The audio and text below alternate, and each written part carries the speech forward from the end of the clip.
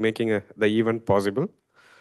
Cool. So today I'm going to be speaking about view transitions. Just a second. I think screen share is not working. Okay. Cool. Screen is visible.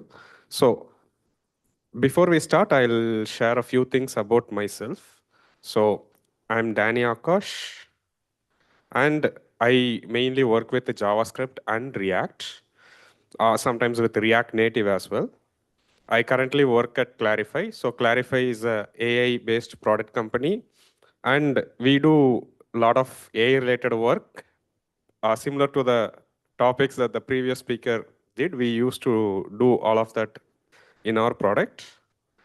So some of the things I am into is I like science. I am big time into sci-fi, and I am also into world building. It is a hobby where I actually like create fantasy or like sci-fi world with their own rules. Mostly I use it for D&D campaigns, but someday I'm hoping to build an actual book out of it. And another interesting thing I am currently engaged in is I am currently trying to platinum all the Souls games, and I can already see gamers' reaction. So if any Souls players interested, connect with me after the talk.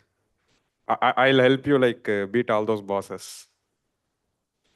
Cool. So let's move on to the topic. So today's topic is View Transitions API. And second thing is making boring websites exciting, because this is plain CSS that I'm going to be speaking about. And the way it makes things exciting is because you actually don't need any frameworks, any fancy libraries or frameworks. You just have to add a small amount of CSS, and immediately you can improve any existing site greatly. And before we start, a big shout out to the Chrome team, because they got this CSS wrapped 2024 website, and they introduced a lot of cool things in CSS in 2024. I highly recommend everyone to check this site out. It pretty much covers all the new features, including the view transitions API. And mostly I used to work primarily on the React side of front end until like a year ago. Only last year I started focusing highly on CSS, primarily to build design systems. And because of the nature of design systems, I've been exploring on native platform APIs. And what does view transition mean? So actually, the presentation I am using right now is already doing view transitions, because as I am moving around, you can see the text and everything is moving smoothly. So what happening here is I haven't written any specific animating code here. I'm just using a framework called Reveal.js, and it behind the scenes just removes elements back and forth. And you can already see the smooth transition as things are moving around. So the one-liner is they offer a way to animate transitions between different views in a web application. So if you have an element, the before and after state, element goes from one place to another, you basically get a option to animate its movement. So this is from Debug BR. I have attached the link in the slide. I'll share the slide after the talk. So a simple demo is, look at the red color box here. What I'm going to do is I'm going to apply a margin. And as soon as I apply a margin, its position changed, but along with the position, you could see it had that nice movement animation. It moved from one place to another. I can even show you in the code. Let me check. Where is the box? Yeah. So this is the element. I'm using Tailwind. I hope everyone's familiar with Tailwind. Or I can also show you the change. So this is the style applied to the first instance of the box. And for the second instance, the only change I have added is I've added a margin left 96. And I haven't done anything else. Reveal.js is able to automatically animate the box behind the scenes.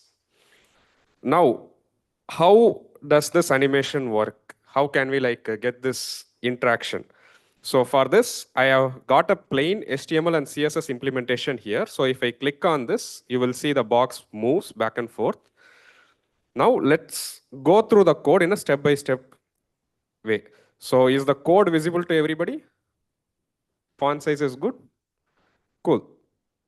So first step, this is how I am animating my box. So first thing is I have a box with an ID, my box. And when I have to move, I basically add or remove a class.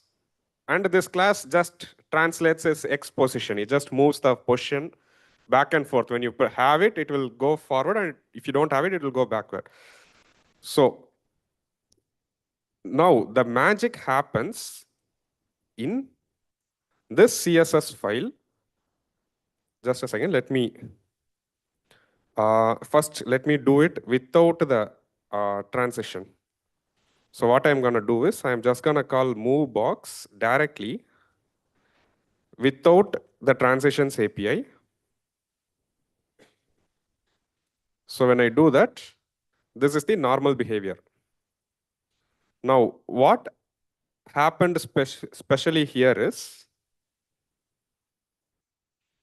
I first check if the start view transition API is supported by the browser, because it's a relatively new API. I don't want to make users who don't have the API cause any problems. So I added a if condition here. Then there is a function called a start view transition. And whatever function that causes any DOM element changes is contained within that start view transitions callback. Little bit, okay. So now what happens is this will inform Chrome behind the scenes. It will tell Chrome that there is going to be an animation going to happen. Just make sure the position is being animated while the transition is happening. And this in the CSS part, I technically don't even need this. I'm just going to add it here to show you guys. I can give this specific transition a name, my red box. So what this name will do is it will let me control the transition. In the next example, I'll show you how to add custom animations so that we can have this transition look good. Now let's go to the browser and I'll show you how to inspect this transition. So let me just zoom a bit into the console. Text is visible, right? Okay. So if you look at the HTML part, just focus on here. What I'm going to do is I'm going to click and you will see that a small element just popped in and popped out. It's called the view transition, and hit lets us control. It's like a pseudo element. It lets us control how the transition animation happens. So to give you a clearer view, I'm going to take the animations dev tool. So this is an interesting tool called animations.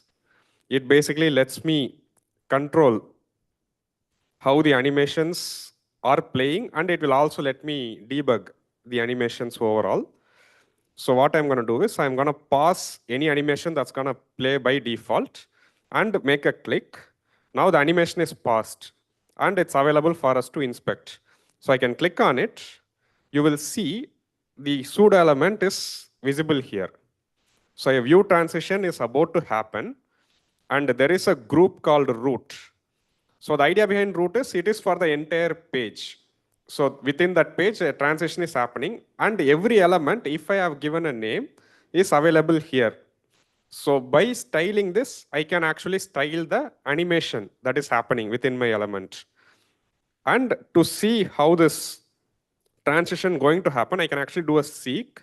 You will see in the old and new. So this new part is when the animation for the newer state is present. In the old part, it is the previous one. So when I move it across, what it does is this one will negatively reduce the position and this one will add. So overall, you will see the interaction happen as the application is actually like doing the transition. And the best part is I actually didn't add much code. All I did was I gave it a name, which is actually not even like a mandatory thing unless I want to customize it. All I did is I moved the operation that would animate the element within a small function. And browser pretty much handles everything. So this is great if you want to make any animations within a page and you want to provide a very smooth experience to your users. But this isn't where the power of view transitions end, because the place where the view transitions shine the most is cross document. So the idea behind cross document is, in the previous example, the element was within the same page. What if there is a same element shared between two pages? And wouldn't it be nice if we can animate the element as it moves between multiple pages? So this HTTP 203 is a page created by the Chrome team to actually showcase the cross-document transitions. So what I'm going to do is I'm going to click here, and you see the video actually zoomed in along with the side elements, which is actually really cool. And it doesn't stop there. If I select any other video, you will see the video has a nice fading transition. And behind the scenes, they haven't written any special SPA code or any complex animations. But if I click on the back button of the browser, you will see as the navigation is happening, the transition is still getting preserved, including the transition where it popped up. So here what happens is Chrome is actually able to like find, hey, in page A, the element is in this position. Page B, the element is going to be a little bigger. While the transition happening, it just zooms in, applies a zoom effect. And initially my plan was to like walk you through the code of this entire transition, but turns out it was little bit more complex. I had to like figure out a smaller and a simpler example. So let me walk you through a much simpler example. So what I did is I have built a presentation tool within my presentation tool. So the idea is how I am going to like animate this presentation as it moves across multiple pages. Because check out the URL. Right now it is in presentation index with a welcome to event message. When I click next, it moved to /2, and you can actually see the first presentation move out and the second one moved in. So if I click next again, you will see it moved across pages, and in the URL, it actually changed 1, 2, 3, 4. Basically, I'm having 4 different HTML files there that just moves across. So back, next, and on the URL also, I can click back, and the transitions happen seamlessly. So let's take a look at how this works. My bad, not the CSS yet. Cool. So this is my presentation common component. So I'm using an Astro project for this so that I don't accidentally use any React functions or any JavaScript functions. It's just plain HTML. You can think of it as HTML. But to reuse HTML elements, I'm using Astro's templating format. So this is the presentation canvas. And when it comes to displaying the presentation, I have some pages. So this is the first presentation. Index, and second, third, fourth. If you see, rest of the template is same, just the presentation content, the H2 tag and P2 tag are different across these slides. Now, what will it look without any animations? So what I'm going to do is I'm going to disable the animations for now. So this is the presentation canvas that has been animating so far. So let me just disable the scripts,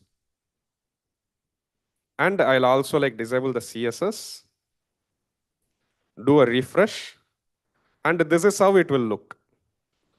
It just moves between two pages, normal navigation. Now what I'm gonna do is, I'm gonna only enable the CSS. Let me go to the presentation CSS and disable the custom animation I have written. In the CSS, I have written only one line here, view transition, navigation, auto. So the idea behind this line of CSS is, it should be present in all the pages involved. So I have 1.html, 2.html, up to 5 HTML pages, right? This CSS will be included in all 5 pages. Now what Chrome will do is, when the navigation happens, it will try to fade the elements depending on its default logic as much as possible. So what I'm going to do is just do a refresh. Let me try back and next. Are you able to notice this? Let me open the animation tool as well. Let me pause. Oh, unfortunately, I'm not able to get to the back. It's okay. Let me click back. Now here is the animation. If I slide this across, you will see it has a fade in and fade out effect as the transition is happening.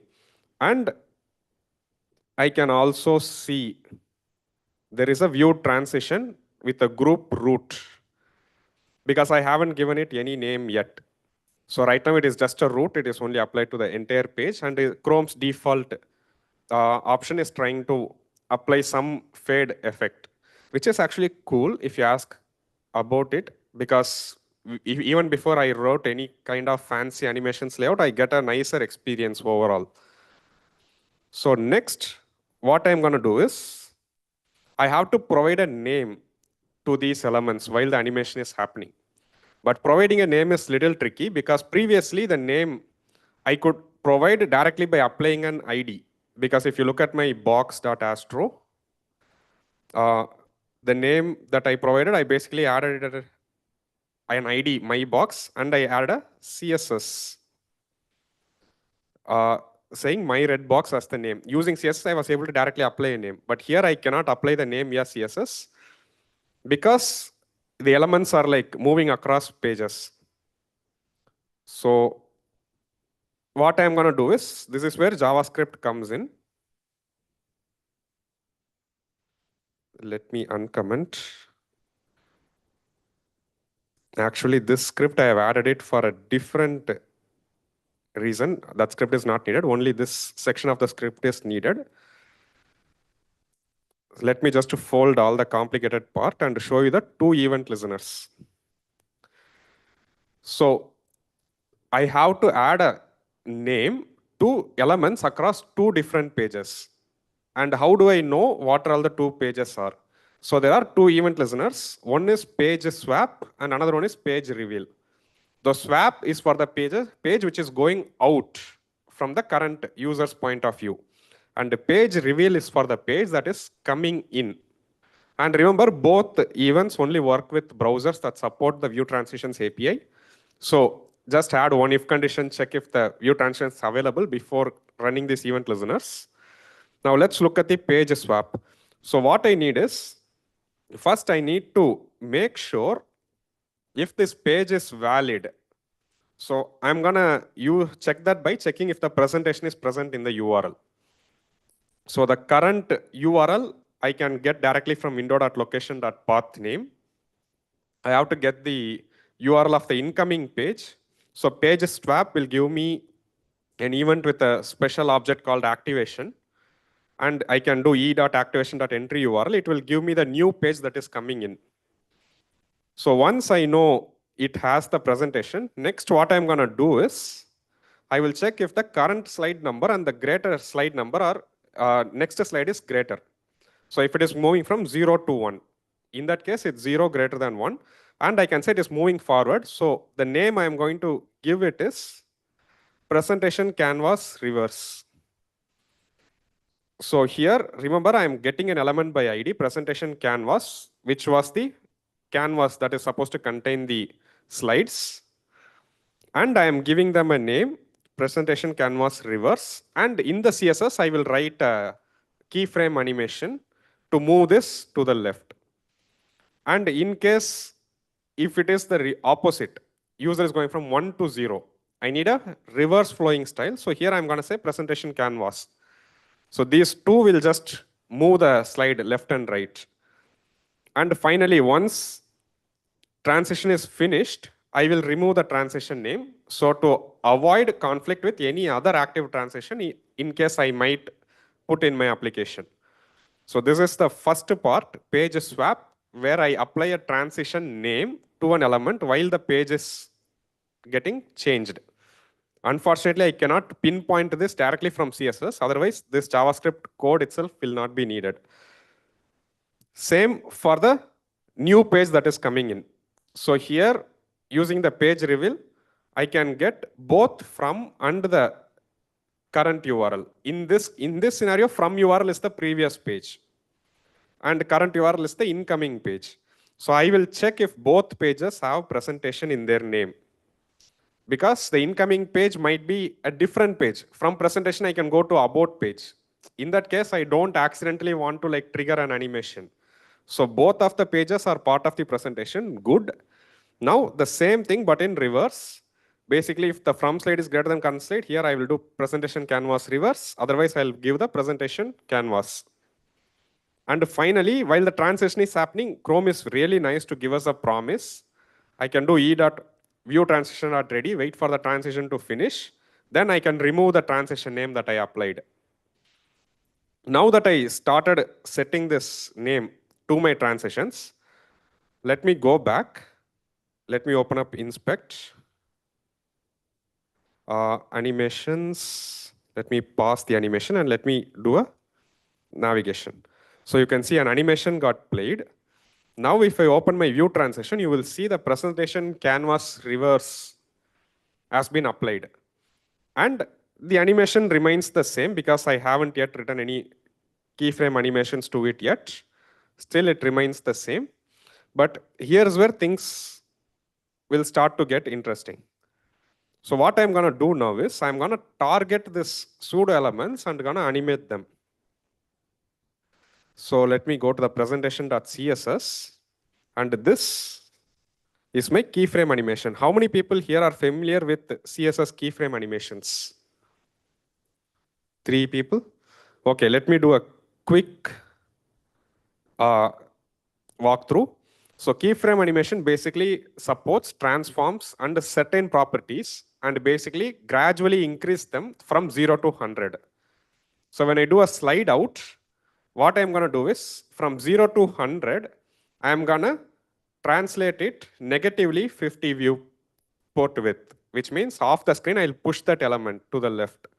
Slide in is the exact reverse. From outside the screen, translate x 50 viewport width, I will bring that to translate x 0 within the screen. And same for slide in and out reverse.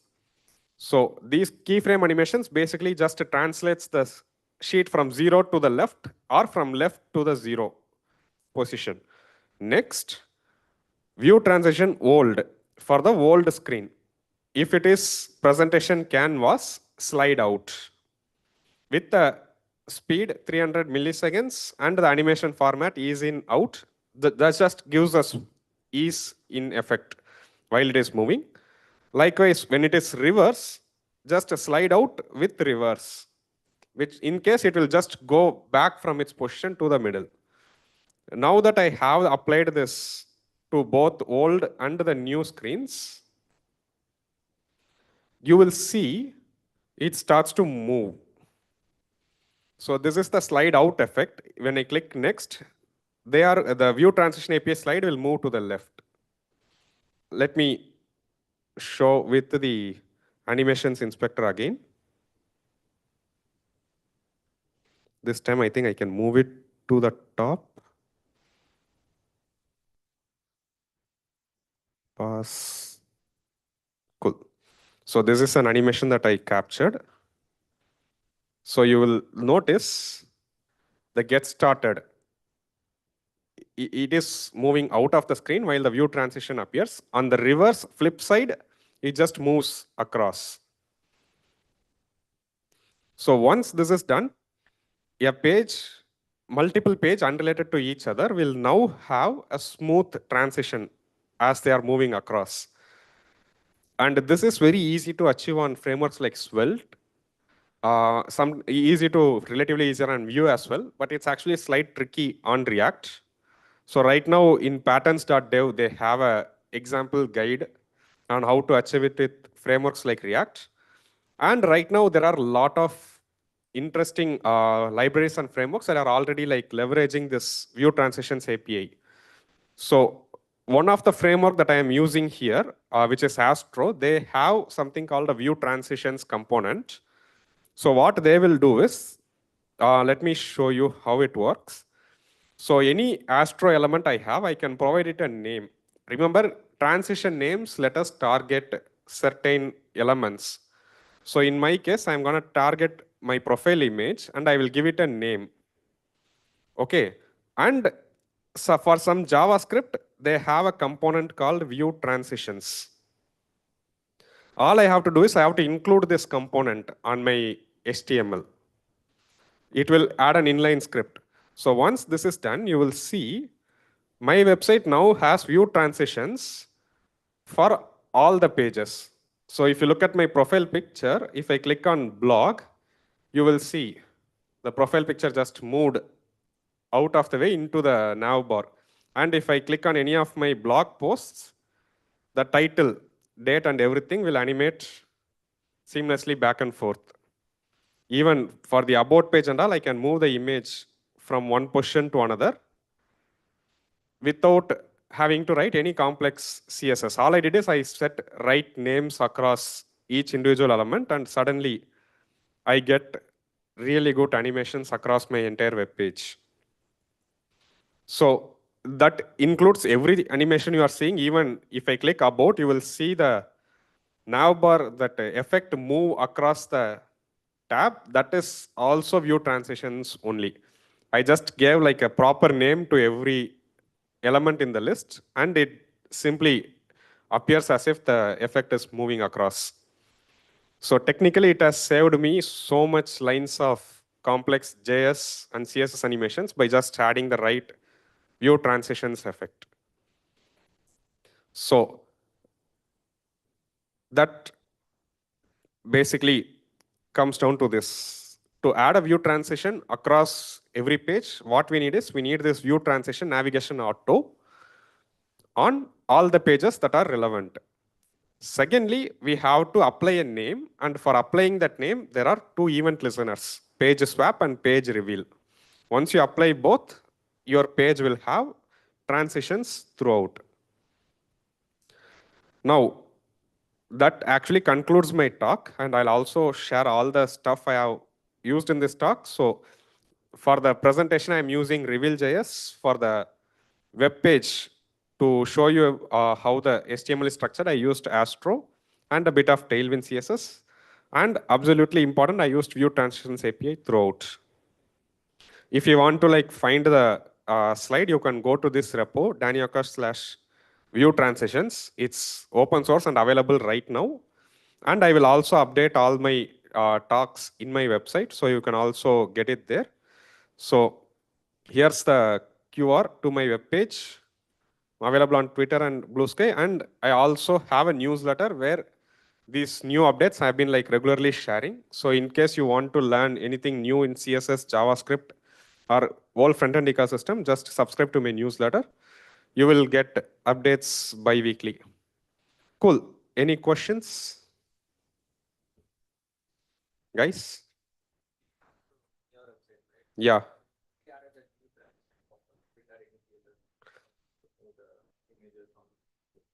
Yeah. Currently, no. I initially added vanilla Vue transitions. That time I had to add some CSS. But Astro introduced Vue transition in their V4 update. So currently, if you're planning to use Astro, no custom CSS is needed.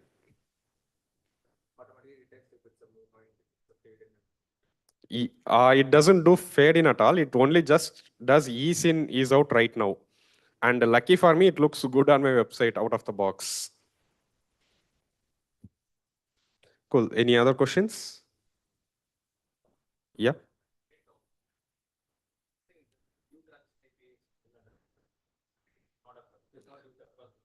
I think it is stable right now. Let's. Oh, sorry. Can I use?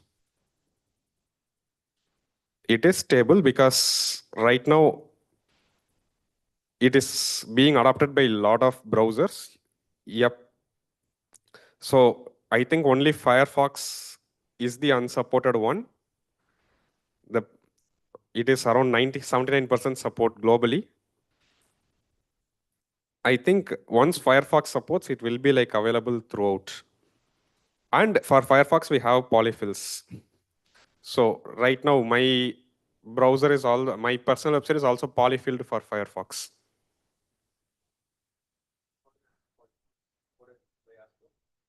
Astro automatically adds. If you are using any other browser, there is a view transition polyfill available on NPM. Cool. Any other questions? Sure.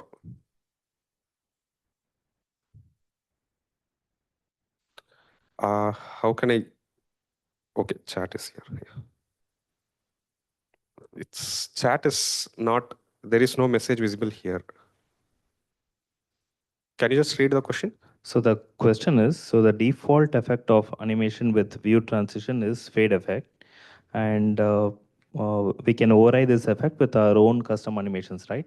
Yes. Basically, for that only we have to apply a name, view transition name, and then we can write CSS that targets that specific element.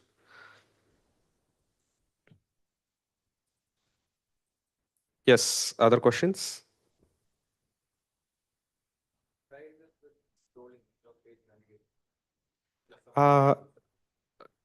Technically, if you look at view transition, it basically requires an element to move.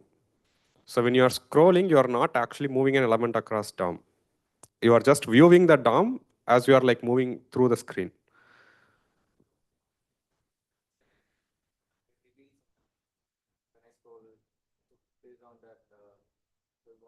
For scroll position, when your scroll reaches a certain position, you want to reveal an element. Okay, if your element is coming from outside of the screen, that is technically changing its position. You will get that effect. And if you are also doing some opacity or some other transform, I think you might get it. I haven't tried that yet. But if you want a scroll effect, moving it out from outside of the screen to in, you will see that animation. What I can see is the CSS that you write that got a lot of it reduced a lot. It reduced drastically. Yes. Yes. Cool.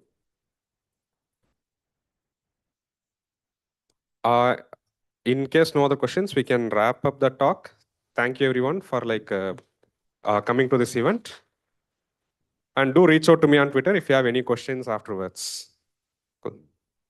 Thanks, Danny. Thanks for that. That concludes our second.